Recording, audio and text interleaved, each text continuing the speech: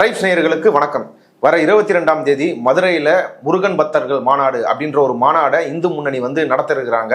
இன்னைக்கு அந்த மாநாட்டுக்கு எதிராக மிகப்பெரிய அளவில் மதுரையில் மக்கள் 1 கிலோமீட்டர் அளவுக்கு கூடி மனித சங்கிலி ஆர்ப்பாட்டம் நடத்திட்டு இருக்கிறாங்க. அதில் பல கட்சி தலைவர்கள், திருமாவளவன் உட்பட பல கட்சி தலைவர்கள் பங்கேற்று இருக்கிறாங்க. இந்த நிலையில முருகனை வச்சு தமிழ்நாட்டில் பாஜக என்ன கலவரத்தை செய்ய திட்டமிட்டு இருக்கு அப்படின்றத பத்தி தான் இந்த வீடியோவில் நம்ம பேச இருக்கோம். இது குறித்து பேசுறதுக்காக திரு கரிகாலன் அவர்கள் நம்மோட இணைந்துள்ளார். வாருங்கள், அவரோட பேசுவோம். வணக்கம். வணக்கம் அரவிந்த். இந்த முருகர் பக்தர் மாநாடு, இந்த மாநாடுக்கு எதிராக எதுக்கு இன்னைக்கு மதுரையில் இவ்வளவு பெரிய ஒரு மனித சங்கிலி போராட்டம்? 30க்கும் மேற்பட்ட கட்சிகள் கலந்துருக்கிறாங்க, பலாயிரம் மக்கள் கலந்துருக்கிறாங்க. பக்தர் மாநாடுக்கு எதுக்கு இவ்வளவு ஒரு எதிர்ப்பு? இது பக்தர்கள் மாநாடா? இப்ப இவங்கெல்லாம் பக்தர்கள். எச் ராஜா, நயினார் நாகேந்திரன் இவங்கெல்லாம் பக்தர்கள். ஒரு பொட்டின சோறு கொடுத்தா போய் தலையை வெட்டி பொலி போட்டு எடுத்துட்டு வர்றவன் தாண்டா மறவன் அப்படின்னு பேசுற இவன் பக்தனா? நயினார் நாகேந்திரன் அப்பட்டமான சாதி வெறியை வெளிப்படையாக தூண்டுகின்ற ஒரு நபர் தான் இந்த நயினார் நாகேந்திரன். அப்புறம் இன்னும் எல்லா கோஷ்டியும் நீங்க எடுத்துங்க, அமித்ஷா உட்பட. அதாவது அமித்ஷா தமிழ்நாட்டுக்கு வர்றார், தமிழ்நாட்டுக்கு என்ன பேசுறாரு? இந்த திருப்பரங்குன்ற மலையை சிக்கந்தர் மலை என்று சொல்லுகிறார்கள், நீங்க அதனால இதுக்கு பதிலடி கொடுக்கணும், நீங்க முருகன் மாநாட்டிற்கு மக்கள், தமிழ்நாட்டு மக்கள் திரண்டு வர வேண்டும் அப்படின்னு பேசினாரா இல்லையா? இப்ப அது என்ன பக்திக்கான அழைப்பா? அது வெளிப்படையான கலவரத்திற்கான அழைப்பு.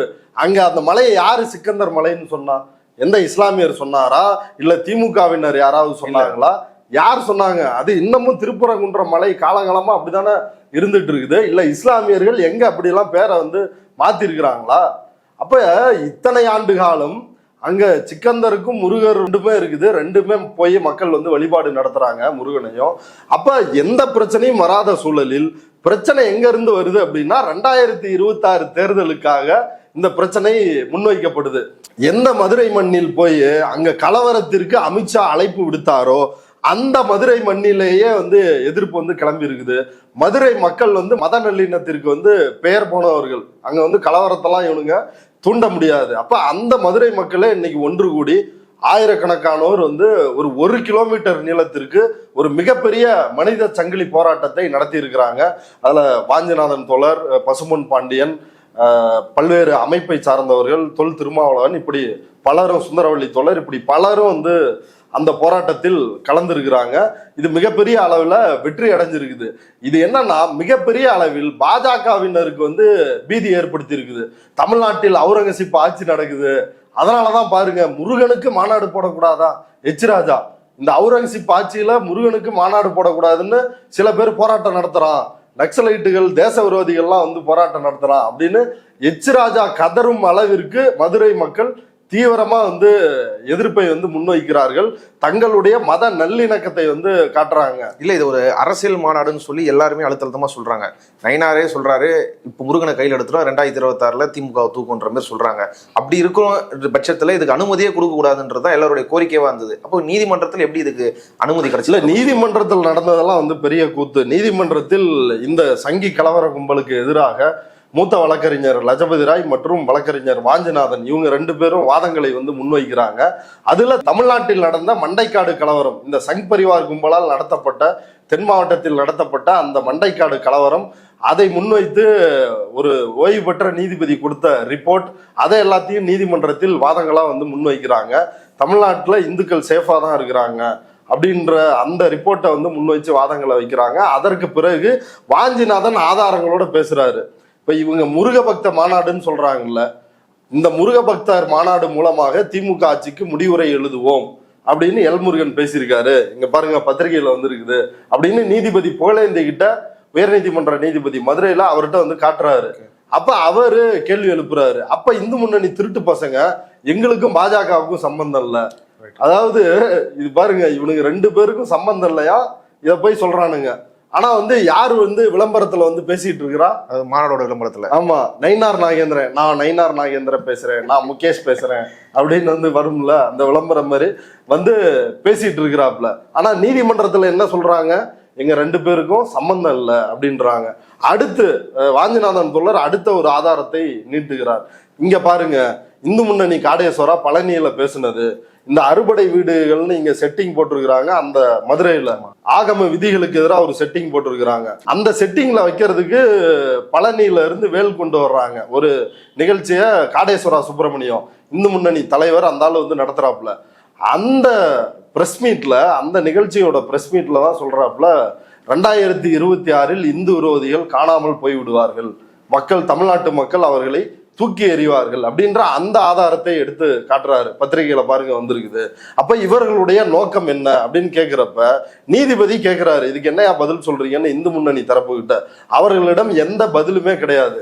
இப்ப அதற்கு பிறகுதான், இந்த கடுமையான வாதங்களை முன்வைத்த பிறகுதான் நீதிபதி அரசியல் பேசக்கூடாது, வாஞ்சிநாதன் தோழரோட இன்னொரு முக்கியமான ஆர்குமெண்ட், மதத்தை அரசியலில் கலக்கக்கூடாது, இது இந்திய அரசியலமைப்பு சட்டமே சொல்லுகிறது, இப்ப அதை வந்து கடைபிடிக்க வேண்டும். இதை கலெக்டரை சந்திச்சும் மனுவா கொடுத்திருக்கிறாங்க மதுரை மத நல்லிணக்க மக்கள் கூட்டமைப்பு சார்பா. இப்ப இதை வந்து நீதிமன்றத்தில் வலியுறுத்துறாங்க. இப்ப நீதிபதி இதை ஏற்றுக்கொண்டு இவங்க அரசியல் பேசக்கூடாது, பல விஷயங்களை சுட்டி காட்டுறாங்க. கடந்த காலங்களில் இவங்க எப்படி சொல்லிட்டு போய் பாபர் மசூதியை இடித்து தள்ளினார்கள், நாங்க வழிபட தான் போறோம் அப்படின்னு சொல்லிட்டு போய் மசூதியை இடிச்சு தள்ளினாங்க அப்படின்னு பல சம்பவங்களை, கோத்ரா ரயில் எரிப்பில் இருந்து பல்வேறு விஷயங்களை சுட்டி காட்டி வாதம் வைக்கிறாங்க. அப்ப நீதிபதி நிபந்தனையோடு இந்த மாநாட்டிற்கு அனுமதி வழங்குகிறார். அதாவது என்ன நிபந்தனைனா, இந்த மாநாட்டில் ஆன்மீகம் மட்டும்தான் பேசணும், அரசியல் பேசக்கூடாது அப்படின்ற நிபந்தனையோடு இந்த மாநாட்டை அனுமதி கொடுத்திருக்கிறாங்க. ஆனா இதுல விஷயம் என்னன்னா, ஏற்கனவே ராஜா என்கின்ற அந்த கிரிமினல் வெளிப்படையாக திருப்பரங்குன்றம் மலை பிரச்சனையை வச்சு இன்னொரு அயோத்தியாவாக திருப்பரங்குன்றத்தை மாற்றுவோம், எப்படி பாபர் மசூதியை இடித்து மிகப்பெரிய கலவரத்தை நடத்தி இந்துக்களுக்கும் இஸ்லாமியர்களுக்கும் இடையே மிகப்பெரிய கலவரத்தை தூண்டி இஸ்லாமியர்கள் மீது ஒரு நரவேட்டையை நடத்தினார்களோ அதே போல நடத்துவோம் அப்படின்னு வெளிப்படையா பேசுறாப்ல. அமித்ஷா பேசுனதும் அதான், ராஜா பேசுனதும் அதான். இவங்க இப்படி செஞ்சிருவாங்கன்னு நம்ம வந்து எச்சரிக்கை பண்றது வேற, அந்த நபர்களை நாங்க அப்படிதான் செய்ய போவோம்னு சொல்றதுன்றது. ஆமா, அவங்களே ஸ்டேட்மெண்ட் கொடுக்குறாங்க, அயோத்தியா மாத்துவேன்னா அதுக்கு என்ன பொருள், சிக்கந்தர் மசூதியை நாங்கெல்லாம் சேர்ந்து இடிப்போம், அதானே அதுக்கு பொருள், வேற என்ன அதுல இருக்குது. அப்ப இது வந்து நீதிமன்றத்தில் இதை அம்பலப்படுத்தி இருக்கிறாங்க, நிபந்தனையோட அனுமதி கொடுத்திருக்கிறாங்க. ஆனா உண்மையில் இதை அனுமதி கொடுத்திருக்க கூடாது அப்படின்றதான் வாஞ்சிநாதன் தோழரோட வாதமா இருக்குது. அது மட்டும் இல்லாமல் இந்த வழக்கில் திமுக அரசு, காவல்துறை தரப்பு அவங்க வந்து சரியான முறையில் வாதங்களை முன்வைக்கல, அவங்க வந்து திறம்பட வந்து இன்னும் வாதாடி இருக்கணும் அப்படின்னு வந்து திமுக அரசின் மீதும் அவர் குற்றச்சாட்டை வச்சிருக்கிறாரு. அதுவும் நீதிமன்றத்திலேயே அந்த குற்றச்சாட்டை நீதிபதி முன்னாடியே வச்சிருக்காரு. இப்ப நீதிபதி இதை கேட்ட நீதிபதி இன்னொரு விஷயத்தையும் கேட்கிறாரு, இப்ப நீங்க இந்த மாநாட்டை வந்து எதிர்க்கிறீங்களே, முத்தமிழ் முருகன் மாநாடுன்னு இந்து சமய அறநிலைத்துறை சார்பா ஒரு மாநாடு நடந்துச்சு, அதை நீங்க ஏத்தீங்களா? வாஞ்சிநாதன் கேட்கிறாரா? ஆமா கேட்கிறாரு. அப்ப வாஞ்சிநாதன் சொல்றாரு, ஆமாங்க, வாய்ஸ் ஆஃப் டிஎன் அப்படின்னு சார்பா நாங்க வந்து ஒரு கூட்டம் நடத்தணும். இப்ப இங்க சென்னையில வந்து ஒரு கண்டன கூட்டம் நடத்தினாங்க, அதுல தோழர் மருதையன், வாஞ்சிநாதன் இப்படி பல தோழர்கள் வந்து அதை கண்டிச்சு அது தவறு அப்படின்னு வந்து பேசினதை நீதிமன்றத்தில் அவர் வந்து சொல்றாரு. அரசியல் பேசக்கூடாதுன்ற ஒரு நிபந்தனையோடு அவர்களுக்கு அனுமதி வழங்கி இருக்கிறார்கள். ஆனா கண்டிப்பாக இவங்க வந்து இது அரசியல் பேசுவாங்க, கண்டிப்பா இது வந்து கலவரம் தூண்டும் விதமாக செய்கைகளை, இல்லைன்னா யோகி ஆதித்யநாத் எதுக்கு வரணும். இப்ப இது எல்லாமே அதுக்கான ஒரு விஷயம்தான். யோகி ஆதித்யநாதும் பவன் கல்யாணம் அங்க வந்து முருகரை பத்தி பேசுறதுக்கு அவங்களுக்கு என்ன, முருகர் மேல இவங்களுக்கு எல்லாம் என்ன திடீர் பாசம் அப்படி பொங்கிட்டு வந்துருச்சு. இத்தனை நாளா முருகர் வந்து இங்க இருந்தாருன்னு தெரியாதா? முருகரையே இவனுங்க சிறை பிடித்து வச்சிருக்கிறானுங்க அயோக்கிய பசங்க. இவனுங்க வந்து முருகரை வந்து முருகனை ஸ்கந்தனாக்கி அங்க வந்து தேவேந்திரனோட பொண்ணு தெய்வ யானையை வந்து கல்யாணம் பண்ணி வச்சு அப்படி ஒரு சமஸ்கிருத மயமாக்கி முருகனை ஸ்கந்தனாக்கி சுப்பிரமணியனாக்கி அப்படியே முருகனையே சிறைபிடிச்சு வச்சிருக்கிறாங்க. இப்ப தமிழ் கடவுள் முருகன் எல்லாரும் வந்து சொல்றாங்க. ஆனா அந்த தமிழ் கடவுளுக்கு தமிழ்ல வந்து வழிபாடு நடத்த முடியுதா? தமிழன் ஒருத்த வந்து அர்ச்சனை செய்ய முடியுதா? போய் பூஜை செய்ய முடியுதா உள்ள கருவறைக்குள்ள? அப்ப இதெல்லாம் இல்லையா? இப்ப இவங்கள்ட்ட இருந்து முருகனை உண்மையிலே நம்ம வந்து விடுதலை பண்ண வேண்டியது இருக்குது. அதான் ஒரு நிலைமையா இருக்கு. தமிழ்நாட்டுல பாஜக வந்தா நம்ம பாத்துக்கலாம் அப்படின்னு சொல்லி இங்க பேசின ஊடகவியலாளர்கள், புரட்சியாளர்கள், ஆமா வேற யாரும் ஃபெலிக்ஸ் சவுக்கு சங்கர். ஓகே, இன்னைக்கு இப்படி ஒரு விஷயம் வந்து நடக்குது. அதாவது ஒட்டுமொத்த மக்களும் அதை விரும்பாத நிலையில வேற எந்த வழியும் இல்லாம அமித்ஷா உட்பட எல்லாரும் தலையிட்டு இப்படி ஒரு மாநாடு இங்க நடக்குது. இதை பத்தி அவங்க என்ன இப்ப என்ன சொல்ல போறாங்க? இல்ல அவங்க என்ன சொல்ல போறாங்க, அவங்களுக்கு இதை பத்தி என்ன கவலை இருக்குது? அவங்க பண்றது புரோக்கர் தொழில். அதிமுக கிட்டே பாஜக கிட்டேயோ எங்க இருந்தோ வந்து பெட்டி வந்தா போதும், பை நிறைஞ்சா போதும் அப்படின்னு வந்து வயிறு வளர்ப்பவர்கள் வாழ்க்கை நடத்த நாங்க பாத்துக்கிறோம் அவங்களுக்கு. ஆமா, அவங்க என்னத்தை பார்ப்பாங்க? ஒன்றும் பார்க்க மாட்டாங்க. இதெல்லாம் பண்ணும்ல இப்போ. ஜோரா வந்து பாஜக அதிமுகவுக்கான அஜெண்டாவை செட் பண்ணி அதுக்கான வேலையை வந்து செய்வாங்க. ஒன்றும் இல்லைங்க, சவுக்கு சங்கர், ஃபெலிக்ஸு, அப்புறம் கேப்ரியல், அப்புறம் இன்னும் நிறைய பேர், இந்த அருள்மொழிவர்மன், ஃபோர்த் எஸ்டேட்டு, இப்போ இவங்க எல்லாருமே சொல்றது என்ன அப்படின்னா, திமுக விமர்சனம் பண்ணா போதும் உடனே சங்கின்றாங்க. அது யாரா இருந்தாலும் சரி, நீ திமுக விமர்சனம் பண்ணிட்டியா உடனே வந்து சங்கின்னு வந்து முத்திரை குத்திடுறாங்க. இது வந்து நியாயமா? நாங்கள் எல்லாம் வந்து பத்திரிகையாளர்கள் இல்லையா அப்படின்னு வந்து உருட்டுவாங்க. ஒன்றும் இல்லை, சமீபத்தில் கேப்ரியல் தேவதாஸ் அவர் ஏற்கனவே பேசியிருக்கிறாரு, புகழ்பெற்ற ஒரு பேச்சு. என்னன்னா, பாஜக ஒரு ஃபேசிஸ்ட் பார்ட்டி கிடையாது, பட் இது ஒரு மார்க்கெட்டிங் டாக்டிக்ஸ் தான். பாஜக அப்படின்ற ஒரு எதிரியை உருவாக்கணும், அதுக்கு ஃபேசிசம்ன்ற ஒரு பேரை கொடுக்கணும், அந்த ஃபேசிச எதிர்க்கக்கூடிய ஆட்கள் நாங்க தான் அப்படின்ற ஒரு நரேட்டிவை பில்ட் பண்ணணும். பாசிசம்னு ஒண்ணு கிடையாது, பாஜக பாசிச கட்சியே இல்ல. பாஜக பாசிசம்னு ஒரு நெரேட்டிவை வந்து செட் பண்ணி திமுக ஒரு அஜெண்டா செட் பண்றாங்க அப்படின்னு சொல்லி, பாசிசமே இல்ல அப்படின்னு வந்து சொன்னவர் தான் திருவாளர் இந்த கேப்ரியல் தேவதாஸ். அதை வந்து மூத்த பத்திரிகையாளர் விஜயசங்கர் உட்பட பலரும் கண்டிச்சு பேசியிருந்தாங்க, இது எப்படி ஒரு அபத்தமான வாதம் அப்படின்றத. அவர் வந்து பேட்டி சமீபத்துல கொடுத்துருக்கிறார், அவரோட சேனல் தான் நினைக்கிறேன், தடம்னு நினைக்கிறேன், அந்த சேனல்ல.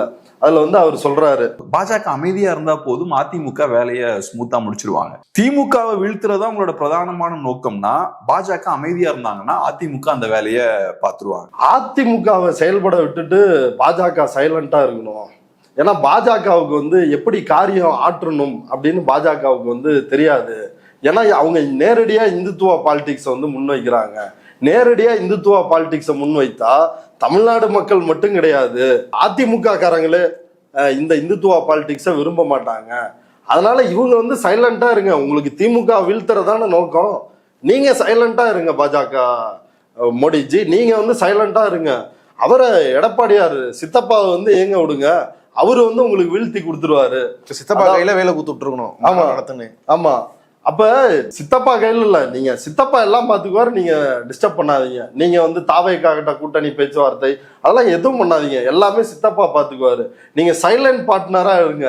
இதுக்கு முன்னாடி இந்த ஃபெலிக்ஸ் வந்து ஒரு யோசனை சொன்னாரு, அது வந்து நேரடியா வந்து கூட்டணி வச்சு தேர்தலை சந்திக்க மாட்டாங்க, தேர்தல் முடிஞ்ச பிறகு இவங்க 2024 இந்த நாடாளுமன்ற தேர்தலுக்கு அவர் சொன்ன ஆலோசனை, தேர்தல் முடிந்த பிறகு எடப்பாடி வந்து அப்படி சப்போர்ட் பண்ணுவாரு, இல்லைன்னா நேரடியா பாஜக அதிமுக கூட்டணியா இருந்துச்சுன்னா ஓட்டு கிடைக்காது அப்படின்ற ஒரு ஸ்ட்ராட்டஜியை பாஜகவுக்கு சொல்லி கொடுத்தாரு.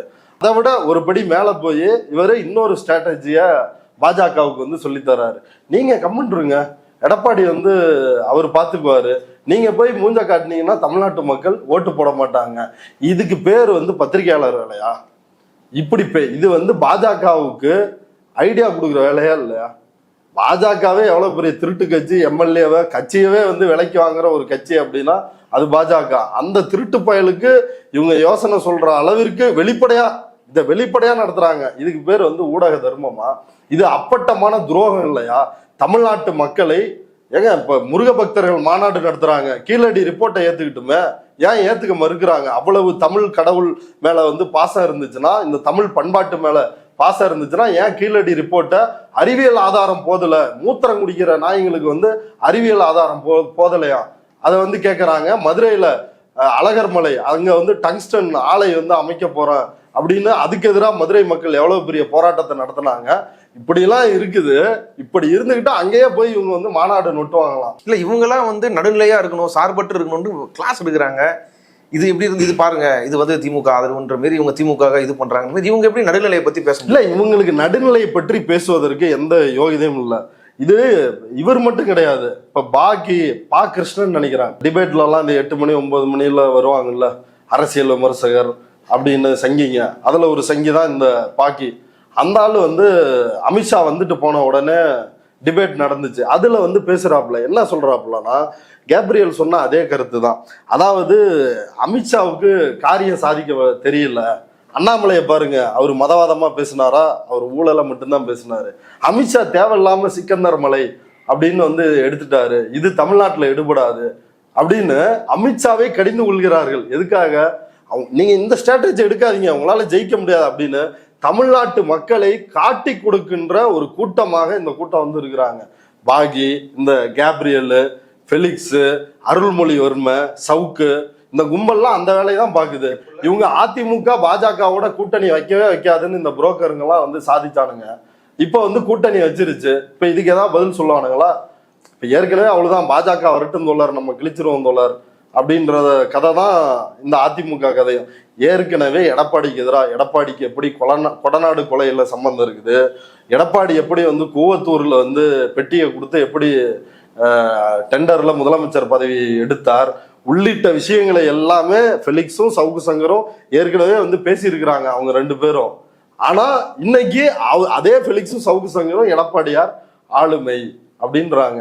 அப்ப அதுக்கு என்ன காரணமாக இருக்க முடியும்? திமுகவை எதிர்த்தாலே வந்து சங்கி அப்படின்னு வந்து சொல்றாங்க அப்படின்றாங்க. திமுகவை எதிர்த்தாலே வந்து யாரும் வந்து சங்கின்லாம் சொல்லல. மக்கள் பிரச்சனைகளுக்காக ஆக்கப்பூர்வமான விமர்சனங்களை வந்து தொடர்ந்து திமுக மேல வச்சுட்டு தான் இருக்கிறோம். இப்ப வாஞ்சிநாதனே அதுக்கு மிகப்பெரிய உதாரணம். அவர் கோர்ட்லயே டிஎம்கே வந்து கிரிட்டிசைஸ் பண்றாரு. ஹெச்ஆர்என்சி ஒரு தரப்பா வந்து இதுல வந்து இந்த அறுபடை வீடுகள் அமைக்க கூடாது அப்படின்னு அவங்களும் வாதம் பண்ணி இருக்கணும், அதையும் செய்ய தவறிட்டாங்க அப்படின்றதையும் வந்து சுட்டி காட்டி பேசுறாரு. ஆனா அவர் என்ன திமுக எதிர்ப்பாளரா? அவர் இந்தியா கூட்டணியினுடைய ஆதரவாளர், தீவிரமா வந்து ஆதரிக்கிறவர், இப்பயும் வந்து ஆதரிச்சிட்டு இருக்கிறவர். பாசிசத்திற்கு எதிராக அதை வீழ்த்துவதற்கு இந்த கூட்டணியால தான் முடியும் அப்படின்ற அடிப்படையில் அந்த கூட்டணியை வந்து ஆதரிக்கிறாரு. ரெண்டாவது, திமுகவினுடைய தவறுகளை கடுமையான விமர்சனங்களை முன் வச்சுதான் வந்து ஆதரிக்கிறாரு. தொடர்ச்சியா ஹெச்ஆர்என்சி ஒரு மினிஸ்டர் சேகர் பாபு இவங்கெல்லாம். ஆனா இவங்க வந்து இவங்களுடைய விமர்சனங்கள்லாம் எப்படிப்பட்டது அப்படின்னா, பாஜகவை கொண்டு வந்து விடுறதுக்காக இப்ப ஈடிக்கு ஆதரவா பிரச்சாரம் பண்றது, இப்படி பல விஷயங்கள்னு சொல்லலாம்னு வைங்களேன். திமுகவை விமர்சித்தால் சங்கின்னு வந்து சொல்லிடுறாங்க அப்படின்னு இந்த அருள்மொழிவர்மனும் ஃபெலிக்ஸும் பேசின ஒரு பேட்டியை வந்து பார்த்தேன். உண்மையிலேயே திமுகவை இப்ப கேப்ரியல் பேசியிருக்கிறாருல்ல, அதுக்கு பேர் என்ன? அது சங்கித்தனமா இல்லையா? பாகி பேசியிருக்கிறாருல்ல, அதுக்கு பேர் என்ன? அது சங்கித்தனமா இல்லையா? இப்ப ஃபெலிக்ஸே ஏற்கனவே எடப்பாடியாருக்கு ஐடியா கொடுத்தாருல்ல, நீங்க எலெக்ஷன் முடிஞ்சு அதுக்கப்புறம் சேர்ந்துக்குங்க, ஒன்னா எலெக்ஷனை சந்திச்சீங்கன்னா நேரடியாக பாஜக ஆட்சியை ஏற்கனவே 4 ஆண்டுகள் தமிழ்நாடு எவ்வளவு கொடுமையை சந்திச்சுது அதிமுக ஆட்சி காலத்துல, அது நேரடியா பாஜக ஆட்சி. ஒரு நோட்டீஸ் கொடுத்தா கூட குண்டாஸ் போட்டாங்க, அவ்வளவு கொடூரமாக இருந்துச்சு. அந்த ஆட்சியை கொண்டு வர்றதுக்கு இப்படி விதவிதமா ஐடியா கொடுத்தா இவங்களை பத்திரிகையாளர் நான் சொல்ல முடியும்? இவங்க சங்கிங்க, சங்கி அஜெண்டாவுக்காக வேலை செய்கின்ற, காசுக்கு கூலிக்கு மாரடிக்கின்ற அயோக்கியர்கள், தமிழ் மக்களை காட்டி கொடுக்கின்ற ஒரு பச்சை துரோகிகள் அப்படின்னு தான் சொல்ல முடியும். இந்த அருள்மொழிவர்ம அதுக்கு மிகச்சிறந்த உதாரணம். இந்த அருள்மொழிவர்ம முழுக்க முழுக்க திராவிட எதிர்ப்பு, பெரியார் எதிர்ப்பு, இந்த திராவிட அரசியல் எதிர்ப்பு தான் அருள்மொழிவர்மனோட பிரதான அரசியல். சீமான் ஆதரவு, மணியரசன் ஆதரவு, இந்த வலதுசாரி தமிழ் தேசிய கும்பல் ஆதரவு. அப்படியே திராவிட இயக்கத்துக்கே முற்போக்குனா என்ன அப்படின்னு ஃபெலிக்ஸும் இவங்க ரெண்டு பேரும், ஃபெலிக்ஸும் அருள்மொழிவர்மனும் உட்காந்து வகுப்பெடுப்பாங்க இவங்க ரெண்டு பேரும். ஆனா இந்த அருள்மொழிவர்மன் வந்து இன்னைக்கு என்ன பண்ணியிருக்கிறாப்ல அப்படின்னா, அவருடைய சேனல்ல 4th எஸ்டேட் தமிழ் அந்த சேனலில் முத்தமிழ் முருகன் மாநாட்டிற்கு வாரீர் என்று நயினார் நாகேந்திரன் அவர் அழைப்பு விடுத்தாருல்ல, அந்த அழைப்பு விளம்பர வீடியோவை போட்டிருக்கிறாங்க காசு வாங்கிக்கிட்டு. இது எவ்வளவு பெரிய பச்சை அயோக்கியத்தனம்! பேசுறதெல்லாம் பெரிய வெங்காயம் மாதிரி பேசிட்டு வெளிப்படையா அம்மனமா பாஜக கிட்ட வந்து காசை வாங்கிக்கிட்டு ஒரு வீடியோ போட்டிருக்கிறார். அது வெறும் விளம்பரம் தான் அப்படின்னு பார்க்க முடியாதா? இல்ல, விளம்பரம்னு எப்படிங்க பார்க்க முடியும்? இது எப்படி விளம்பரம்? பாஜக கிட்ட காசு வாங்குறத அவங்களோட நோக்கமே இந்த மாநாடு எதுக்கு? ஒரு கலவரத்தை தூண்டுவதற்கு. அவங்களுக்கு கடந்த கால ரெக்கார்டு என்ன? அயோத்தியில என்ன பண்ணாங்க, பாபர் மசூதியில என்ன பண்ணாங்க, குஜராத் கலவரத்தை வந்து நடத்தி இஸ்லாமியர்களுக்கு எதிராக மாபெரும் இனப்படுகொலை வந்து நடத்தி இருக்கிறாங்க, தமிழ்நாட்டில் மண்டைக்காடு கலவரம், அதே போல கோயம்புத்தூர்ல வந்து கலவரம். இப்படி இவர்கள் கலவரம் நடத்தாத இடமே இல்லை. மனித வேட்டையை, ஒரு நர வேட்டையை நடத்துகின்ற ஒரு கும்பல் தான் இந்த RSS, பாஜக, சங் பரிவார், இந்த பார்ப்பன கும்பல். இந்த கும்பலுக்கு ஒரு விளம்பரம் தன்னோட சேனல்ல, இப்ப ஒரு 3 லட்சம் சப்ஸ்கிரைபர் இருக்கிறாங்க போல அவரோட சேனல்ல, அந்த 3 லட்சம் சப்ஸ்கிரைபருக்கு வந்து இந்த மாநாட்டுக்கு போறதுக்கு இவர் அழைப்பு கொடுக்குறாரா இல்லையா? ஆமா, அவருக்கு அந்த விளம்பரம் அவருக்கு ஏன் கொடுக்குறாங்க? இந்த 3 லட்சம் சப்ஸ்கிரைபர், அப்புறம் இவர் பண்ற அஜெண்டா, இந்த திமுக எதிர்ப்பு அஜெண்டா, அதுக்கு தானே வந்து அவர் சேனலை தேடி போறாங்க. அதாவது அந்த விளம்பரத்துல உடன்பாடு இல்லாம வெறும் விளம்பரமா மட்டும் அதை போட முடியாதுன்னு சொல்ல வரீங்க? அதாவது திருப்பரங்குன்ற மலைய வாங்க அயோத்தியா மாத்தலாம், அதாவது வெளிப்படையா பாபர் மசூதியை இடித்து தள்ளியது போல சிக்கந்தர் அந்த தர்காவை வந்து இடிச்சு தள்ளணும் அப்படின்னு வெளிப்படையாக எச் ராஜா வந்து பேசுறான். அந்த மாநாட்டுக்கு இவன் வந்து விளம்பரம் போடுறான்னா இது என்ன ஆதரவு இல்லாம போடப்படுற விளம்பரமா, இல்ல காசுக்காகவே போட்டாலும் அது வந்து சரியா? இப்படி ஒரு கலவரத்தை வந்து தூண்டுவதற்கு ஒரு மாநாடு, இவங்க வந்து அது காசு கொடுக்குறாங்க, காசு கொடுத்தா பிய தம்பியா கேட்போமா இல்லையா? இப்ப சரத்குமார் எதுக்கு எதிர்க்கிறோம்? ஆன்லைன் ரம்மியில வந்து விளம்பரத்துக்கு வந்தாப்புல எதிர்த்தமா இல்லையா? காசுக்காக இப்படி வந்து ஒரு தாலி இருக்கிற விளையாட்டை வந்து மக்கள்கிட்ட விளம்பரப்படுத்துற அப்படின்னு, அது வந்து சரியா தவறா? சரிதான். அதே தான் அருள்மொழிவர்மன் பண்ற வேலையும், அதே பொறுக்கித்தனம் தான் வந்து அஜெண்டா தான் அருள்மொழிவர்மன் பண்ற அஜெண்டாவும். ஆன்லைன் ரம்மிக்காக அவர் விளம்பரம் போய் நடிச்சாரு, இவங்க வந்து மதுரையில கலவரம் தூண்டுவதற்காக விளம்பரம் போட்டிருக்கிறாங்க. இவங்க ஆனா என்ன சொல்லுவாங்க, இஸ்லாமியர்கள் தமிழர்கள் நாம் எல்லாம் ஒரே குடிகள், நம்ம வந்து இஸ்லாமியர்கள் கிறிஸ்தவர்கள் அப்படின்னு இருக்க கூடாது, நாமெல்லாம் நாம் தமிழர்கள் அப்படின்னு வந்து இதே இந்த அருள்மொழிவர்மன் கும்பல் தான் பேசும். ஆனா இந்த கும்பல் என்ன செய்யும்? ஒரு புறம் முருகனை அரசியல் மயப்படுத்தியது யாரு? தேர்தல் அரசியல் மேடைகளில் கொண்டு வந்து, அரசியல் மேடையில் முருகனை கொண்டு வந்து அதை அரசியல் பிரச்சாரமாக்கி ஒரு மத பிரச்சாரத்தை முதல்ல வந்து தொடங்கினது சீமான். இப்ப சீமான் வந்து எடுத்து கொடுத்தாரு, பாஜக கையில் எடுத்து யாத்திரை போறது, கந்த சஷ்டி கவச பிரச்சனை, இப்போ வந்து முருகன் மாநாடு அப்படின்னு இது வந்து நீட்சி பெற்றிருக்குது. இது முழுக்க அப்பட்டமா காசை வாங்கிட்டு ஒரு விளம்பரத்தை போட்டிருக்கான் அப்படின்னா, இவன் வந்து கொள்கை கோட்பாடு எதுவுமே கிடையாது. காசு கொடுத்தா எடப்பாடியா இருந்தாலும் சரி, அண்ணாமலையாக இருந்தாலும் சரி, நயினார் நாகேந்திரனாக இருந்தாலும் சரி, எலும்பு துண்டுக்காக இந்த நாய்கள் எல்லாம் வாலாட்டுகிறது அப்படின்றது அப்பட்டமா இதன் மூலமா தெரிஞ்சிருக்குது. கொஞ்சம் கூட கூச்ச நாச்சமே இல்லாம இது ஏதோ 10-11, நீ மற்ற கட்சிகள்கிட்ட விளம்பரம் வாங்கி போடுறது வேற, ஆனா இந்த கட்சி கிட்ட விளம்பரம் வாங்கி போடுறது மாநாடு. ஆமா, இப்ப நயினார் நாகேந்திரன் தமிழ் கடவுளை காப்பாற்றுற மாநாடு நடத்துறாரு, அதனால போங்க அப்படின்னு ஆள் பிடிச்சு கொடுக்குறீங்களா? உங்களுக்கு எல்லாம் வந்து வெக்கமா இல்ல? நீ இதுதான் தமிழ் தேசிய அரசியலா? உண்மையிலேயே அவங்க பேசுற அரசியல் வந்து இதுதான். திராவிட எதிர்ப்பு, வலதுசாரி தமிழ் தேசியம், மணியரசன் சீமான் போன்ற அயோக்கியர்களுடைய ஆதரவு, இது எல்லாமே எங்க போய் ஒரு மனிதனை நிறுத்தும் அப்படின்னா இந்துத்துவாவில் தான் நிறுத்தும். சீமான் எப்படி ஒரு இந்துத்துவாவின் தொங்கு சதையாக, ஒரு தமிழ் இந்துத்துவாக வேலை செய்கிறாரோ, அதையே தான் அவருடைய தம்பியாக இருக்கிற இவரை சின்ன சவுக்குன்னு சொல்லலாம், அப்படி ஒரு புரோக்கராகவும் இவர் வந்து மியூட்டேட் ஆகிட்டு இருக்கிறாரு.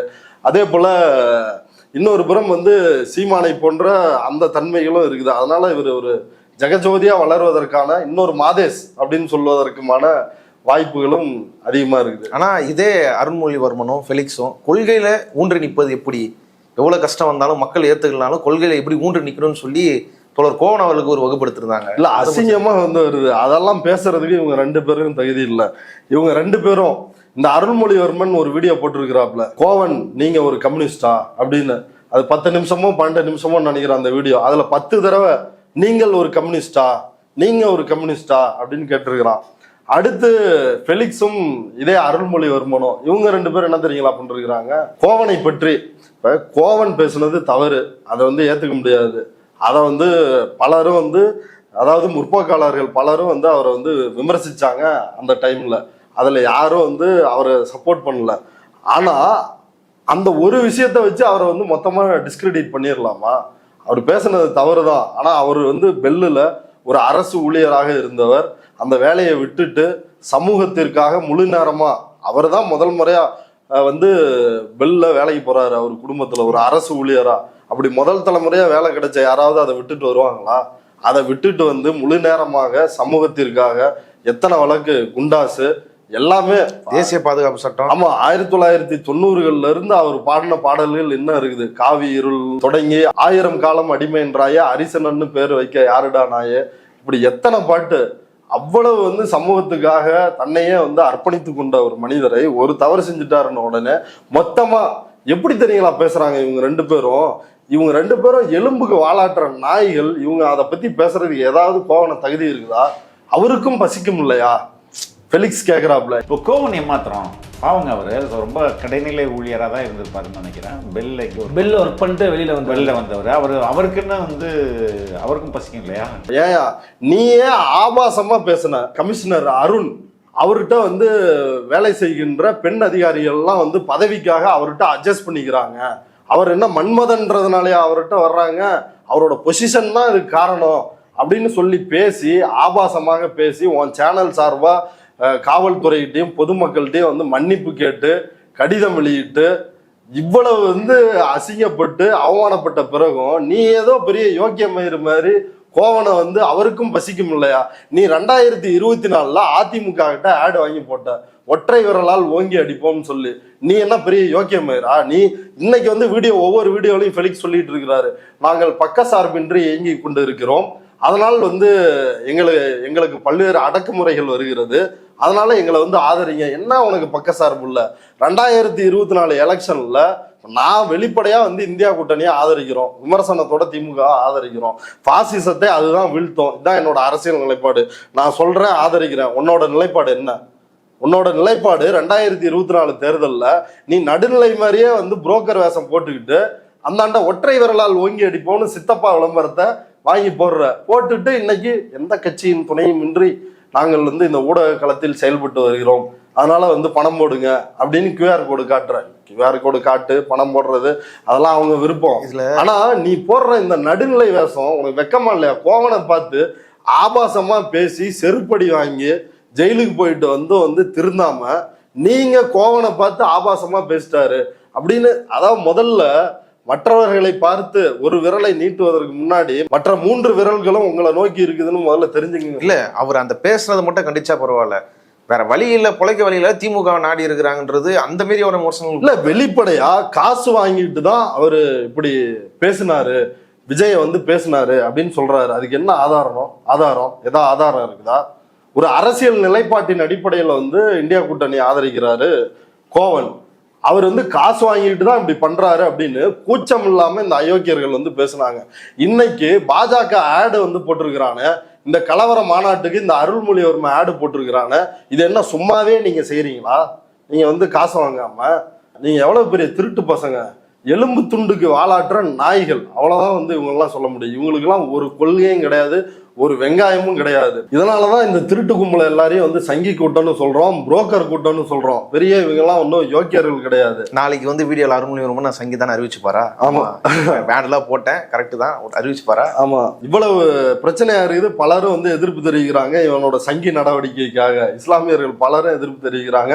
அந்த இதுலயே கமெண்ட் போடுறாங்க அவனோட சப்ஸ்கிரைபர்ஸ். அந்த இதுலயே அவரோட வீடியோலயே வந்து போடுறாங்க, இந்த இப்படி பாஜக காசு வாங்கி பிழைக்கணும்னு தேவையா அப்படின்னு வந்து போடுறாங்க. ஆனாலும் அந்த சர்வத்தையும் உதித்தாதான சங்கியா வாழ முடியும். ஒரு புரோக்கரா ஒரு தொழிலுக்கு வந்துட்டா இதெல்லாம் பார்க்க முடியுமா? மான, ரோசம், சூடு, சொரணை, வெக்கம், சோத்துல உப்பு போட்டு திங்கிறது, இதெல்லாம் வந்து பார்க்க முடியுமா என்ன? அப்படி எதுவுமே பார்க்க முடியாது. சர்வத்தையும் உதிர்த்து கொண்டு அம்மனமாக பாஜக ஆதரவு நிர்வாண நாட்டியம் வந்து ஆடுறாங்க. அது இன்றைக்கு கையும் களவுமா வந்து அப்பட்டமா வந்து சிக்கி இருக்கிறாங்க. கேப்ரியலா இருந்தாலும் சரி, ஃபெலிக்ஸா இருந்தாலும் சரி, இன்னைக்கு அருள்மொழிவர்மன், இவர்களை எல்லாரையும் விட இவங்கெல்லாம் கூட வந்து ஒரு பாலிஷா வந்து பாஜகவுக்காக பேசுறவங்க. அருள்மொழிவர்மன்லாம் அதெல்லாம் என்ன, காசு கொஞ்சம் கூட கிடைக்குதுன்னா போடுறா ஆடை அப்படின்னு சொல்லி ஆடை போட்டு களத்துல இறங்கி இருக்கிறானா? தமிழ் மக்கள் சிந்தித்து பார்க்க வேண்டும். எவ்வளவு யூடியூபர்களுக்கு பணத்தை வாரி கொட்டி இதுக்கு விளம்பரம் வந்து போட சொல்றாங்க, பலரையும் வந்து விலைக்கு வாங்குகிறார்கள். நேற்று நயினார் நாகேந்திரன் சொல்லி இருக்கிறாரு, 21ஆம் தேதி 22 மாநாடு, 21ஆம் தேதி சென்னையில சிறப்பு ரயில், அரசே விடுதா என்னன்னு தெரியல, ஆனா பாஜக ஏற்பாடு பண்ணிருக்குதான். ஒரு ஒட்டுமொத்த ஒரு ட்ரெயினே மொத்த டிக்கெட்டையும் எடுத்திருப்பானுங்க போல. அப்ப இங்க மொத்தமா கிரௌடை திரட்டுறதுக்காக ரயில், சிறப்பு ரயில் வந்து ஏற்பாடு செஞ்சிருக்கிறாங்க. இப்படி பல்வேறு வகைகளில் தமிழ்நாட்டை தன்னுடைய பிடிக்குள் கொண்டு வர வேண்டும் என்று பாஜக வேலை செய்து கொண்டிருக்கிறது. வெளிப்படையா இன்னைக்கு ஒரு ஆடை போட்டு அருள்மொழிவர்மன் அப்படின்ற ஒரு தமிழ் தேசிய போர்வையில் ஒரு தமிழ் உணர்வாளராக இருந்த நபர் இன்னைக்கு கையும் களவுமாக சிக்கி இருக்கிறார். ராஜவேல் நாகராஜனுக்கு இப்படிதான் தமிழ் உணர்வு அப்படியே எரிமலை மாதிரி பொங்கிட்டு இருந்துச்சு. அவரு உங்க கையில தான் முதல் ஆமா. அப்புறம் பார்த்தா கடைசியா அவர் வந்து அண்ணாமலையினுடைய எடுபடியா மாறினாரு. இப்ப இவங்க வெளிப்படையாக இன்றைக்கு கையும் களவுமாக அருள்மொழிவர்மன் சிக்கி இருக்கிறாங்க. பல சேனல், இப்ப நம்முடைய பார்வையாளர்களுக்கே சொல்றேன், எதெல்லாம் முத்தமிழ் முருகன் மாநாடு வருதோ அந்த யூடியூப் சேனல்லாம் வந்து நோட் பண்ணிக்கிங்க. அவன்லாம் வந்து நீங்க கண்ணில் முழிச்சுக்கிட்டு இருக்கிறப்பயும் வந்து உங்க கழுத்தை நெரிச்சு கொள்றவன், தலைமையில கல்லை போட்டு கொள்ற எந்த பாவத்தையும் வந்து செய்வதற்கு தயங்காத அயோக்கியர்கள் இவங்க. இதை வந்து தமிழ் மக்கள் புரிஞ்சுக்கணும். ஏன்னா பல கோடிகளை இறைத்து இந்த பிரச்சாரத்தை வந்து செய்கிறார்கள். எப்படியாவது தமிழ்நாட்டை வீழ்த்தி விட வேண்டும் அப்படின்றதான் அவங்களுடைய எண்ணமா இருக்குது. ஆனா தமிழ்நாடு தொடர்ச்சியாக தன்னுடைய சுயமரியாதைக்காக போராடிட்டு இருக்குது. அந்த வகையில் நாம் இந்த சக்திகளுக்கு எதிராக தொடர்ச்சியா போராடணும். இவர்களுடைய பொய் பிரச்சாரத்தை மக்கள்கிட்ட அம்பலப்படுத்தணும். மக்கள் வந்து விழிப்புணர்வோட இருக்கணும். சும்மா பல போர்வைகளில் பல வண்ண சங்கிகள் வந்து உலாவிட்டு இருக்கிறாங்க. அந்த சங்கிகளினுடைய கருத்துக்கு ஆட்பட்டு விடக்கூடாது. இவ்வளவு நேரம் இந்த மாநாடு குறித்தும் அது சுத்தி இருக்க அரசியல் அபாயங்கள் குறித்தும் இவ்வளவு விரிவா பேசுனதுக்கு நன்றி. நன்றி.